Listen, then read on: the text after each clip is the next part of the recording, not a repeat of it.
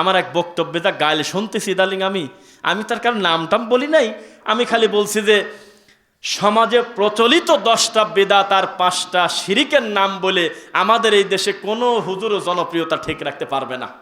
কি পরিমাণ গাল যে দিচ্ছে আমার, আর সবাই শেয়ার করে, মিলিয়ন মিলিয়ন ভিউ মানুষের কাছে পৌঁছে, লোকজন খালি গালি দেয়, কয় তুই মিজানুর রহমান আজহারিকে বললি কি কামে? কি করবেন?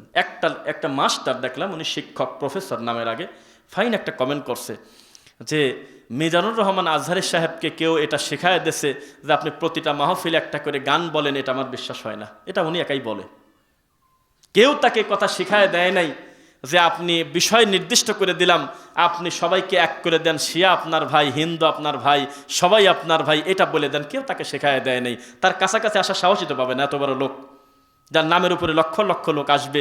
এই লোকের সামনে গিয়ে কোন লোকের সাহস আছে আমি যা শেখা দেবো তাই বক্তব্য